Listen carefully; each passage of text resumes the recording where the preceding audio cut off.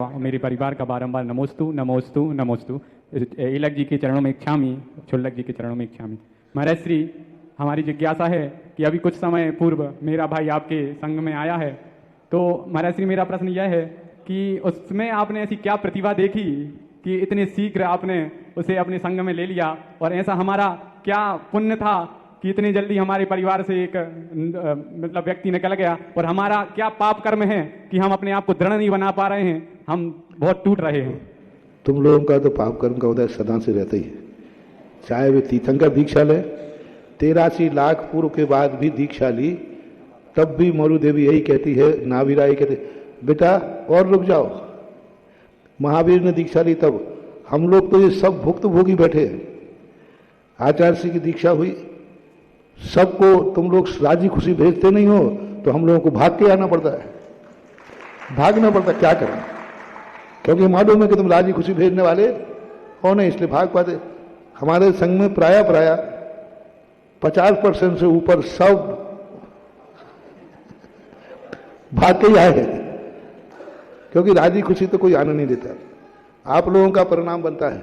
आप लोगों को यही सोचना चाहिए कि देखो आज संसार में कितने परिवार के लोग हैं जो माँ बाप बेटों को जन्म दे देते हैं, बेटा अपने शादी के बाद अपने पत्नी को लेकर के माँ बाप को छोड़ के चले जाते हैं, कोई उनका साथ नहीं देता। बड़े होने के बाद गलत मार्ग पर कितनों के बच्चे चले जाते हैं, तुम रह के जा जाते हो।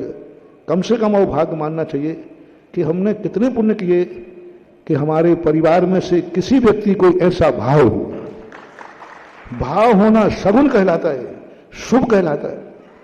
पुजवर नैनीचंद आचार्य मूलाचार्य में लिखा, उच्च गोत्र वंशानुगत उच्च गोत्र किसका माने, किसका है निर्दोष गोत्र। तो उन्होंने कहा जिस कुल में मुनि दीक्षा लेने वाले वृत्ति बनने वाले हों, समझ लेना चाहिए ये पीढ़ी दर पीढ़ी उच्च गोत्री है। और अवभाग्य ऐसा माने सगुण है, शुभ है। संसार में बसाने के बाद करोगे क्या, क्या पाया तुम लोगों ने, क्या पाया, क्या लेके जाओगे।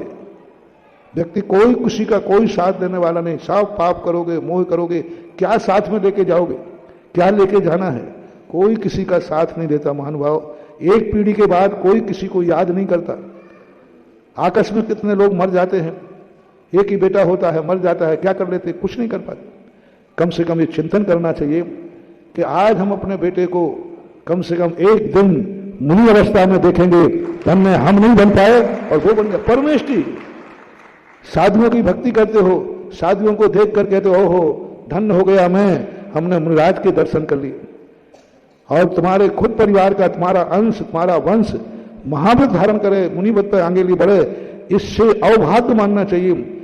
जन्म जन्म का कोई बहुत पुण्य का उदय आता है जब ऐसे वंश में ऐसे बच्चों का जन्म होता है। हर व्यक्ति को चिंतन करना चाहिए।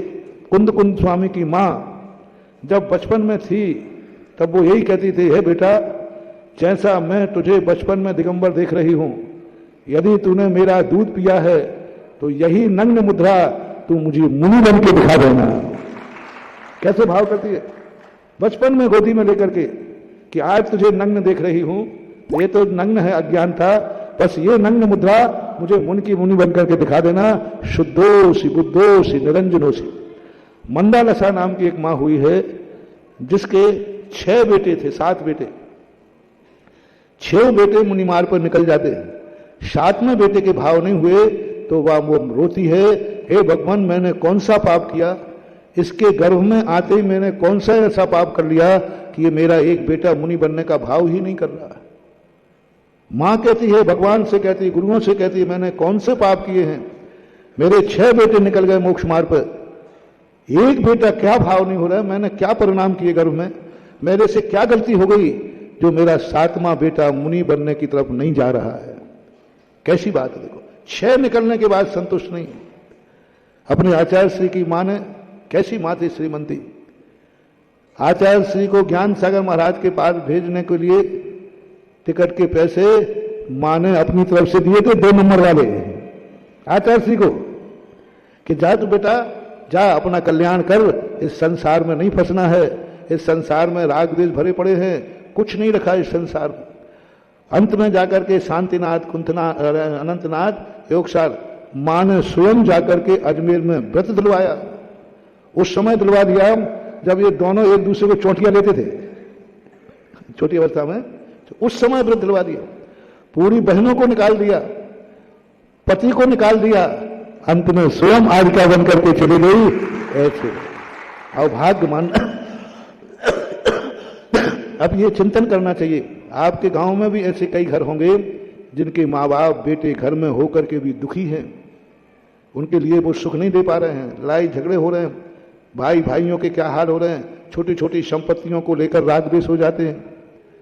90% भाइयों का अंत राजी खुशी से निकलना बहुत असंभव तो नहीं है, लेकिन कठिन जरूर है, कहीं ना कहीं से नोक झोंक हो जाती है। ये तो मोक्ष मार्ग में है। अभाग्य मानो और धन्य मानो अपने जीवन को। कोई शादी से पुण्य आया है जो तुम्हारे कुल में ऐसा पुत्र जन्म लिया जिसने कम से कम ये मार्ग, अरे दुनिया तो कहे से नहीं छूटती है, भगवान भी कहे तो नहीं छूटती है, आसन्न भव्य जीव है, ऐसा मान करके अभाग्य मानकर करो।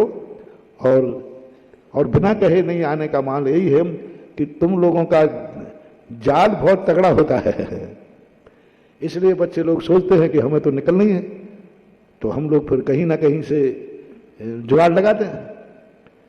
सबने लगाया जुगाड़, झूठ बोलते हैं, छुप के जाते हैं और जाकर के क्या तो केस लॉन्च कर लेते हैं या फिर कपड़े बदल लेते हैं। बस तो फिर भी आप लोगों के लिए होता है थोड़ा बहुत, पर अभाग्य मानो, धन्य मानो और आकर के दर्शन करो, चर्चा करो। इस उम्र में तब तो चर्चा होना। संसार के पापों की उम्र है, संसार के कसायों की उम्र है। तुमने भी संसार सब देख लिया है, क्या पाया क्या खोया। संसार एक ऐसा लड्डू है जिसने नहीं पाया वो आकर्षित है, और जिसने पा लिया वो रोता है कहां के फंस गए। तो ऐसा मानना चाहिए और धन्य मानो कि जो काम हम नहीं कर पाए वो हमारे बेटे ने करके दिखा दिया, और तुम्हारा मस्तक ऊंचा ही उठेगा। मरना सबको है, एक मुनिराज के बाप बनकर के भरो।